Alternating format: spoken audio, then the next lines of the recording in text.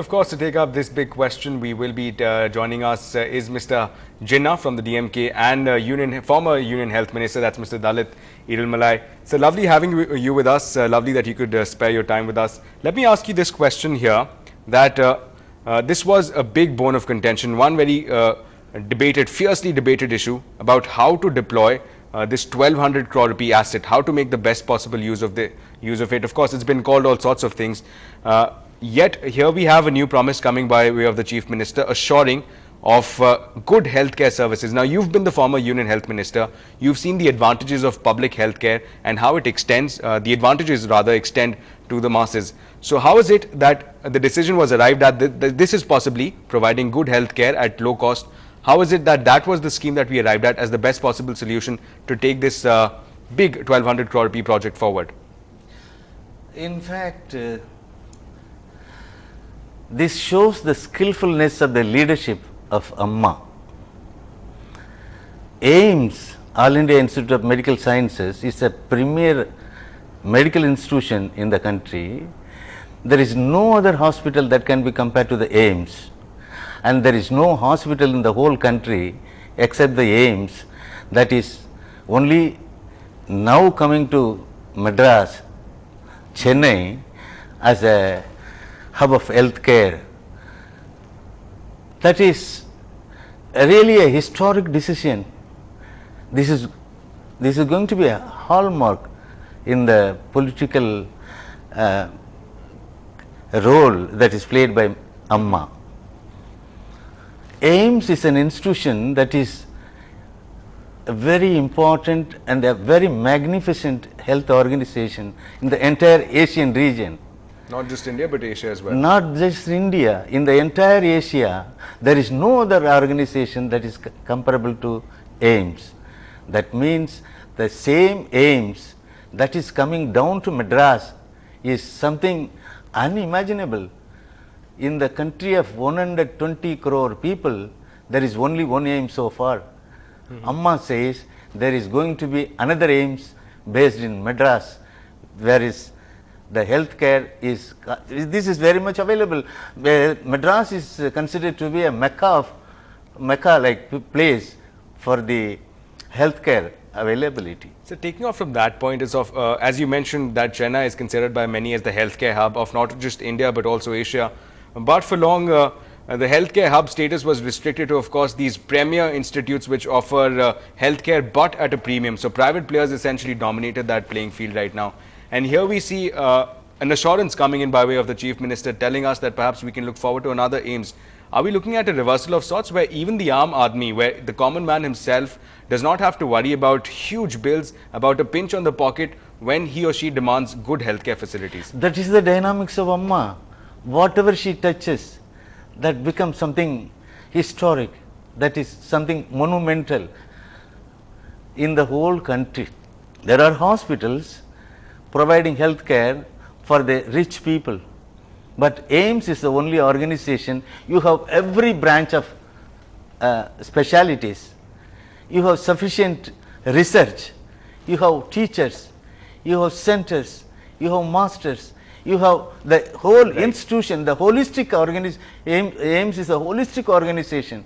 So ordinary people can, people from Bihar, people from UP, people from Rajasthan, people from all over the country pour into AIIMS.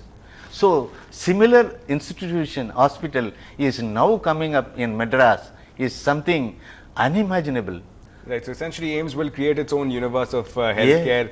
As far as Chennai is concerned, again, a second AIIMS is what we're looking at. Yes. Now, Mr. Jinnah, if you can join the discussion here.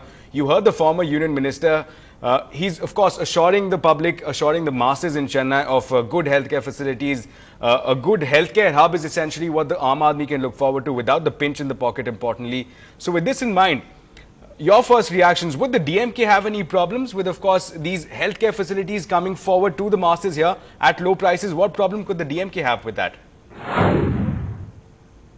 Yeah, now they have announced that it will be used for the purpose of multi-level hospitality, but they were never implement whatever their announcement. It will also be in the form of only in the form of announcement. I think that's one interesting remark that he's making, that of course that a lot of these promises are made, not put through. and the fact that assurances are given, they do not come across. How would you address such a charge, allegation I coming don't by way know of in Mr. which Jinnah? world my friend is living. See, there is a building already existing. Now Amma comes and she converts the building into a multi-speciality, super multi-speciality hospital. It is already there. What is to be provided is the amenities, instruments, machineries and all other required things that are required to be provided over there. But this is of course a very pertinent point that is raised by Mr. Jinnah here, that of course a lot of projects are announced, but then the deadline becomes a factor here. So would you on NDTV Hindu stick your neck out and perhaps give us a date? That's what I am coming to tell you. There is no single program that has been announced by the Honorable Chief Minister, Madam Amma, so far that has not been implemented. Since these 3 months, take for instance these 3 months, not the previous two governments he led. In this last 3 months, from the free rise to the multi-speciality, super speciality hospital that is to be provided and that is to be organized in Madras city is itself.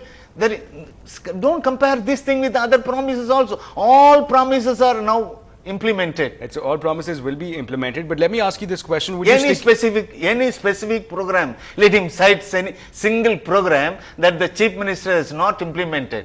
That stops with the announcement. But I have to repeat my question here. Would you stick your neck out on NDTV Hindu and give us a date, a year perhaps, by which we can expect the second aims of the country in Chennai? Aims. A second aims. These are all certain administrative things. See, these nuances and all other things are to be finished within a very shortest possible time, because the main requirement is a building. And the building is there, college will be there. Building is there, hospital will be there. All other machineries that is all available everywhere, all over the country. It takes no time. Right. That can be brought in at any point of any time. Right, sir. So I'll take your thoughts on that. Of course, so Mr. Jinnah, again, let's discuss, of course, the politics involved here. Of course, not only to look at it in terms of its economic and commercial viability, a lot of political energy, a lot of political capital has been invested into this one project here.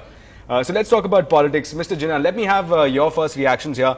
The very fact, I mean, there was a very potential situation that this 1200 crore rupee property could have been sitting idle on prime location and not being doing anything.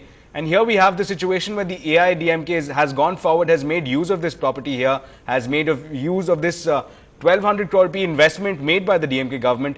In a way, is the DMK looking at this as a symbolic victory of sorts?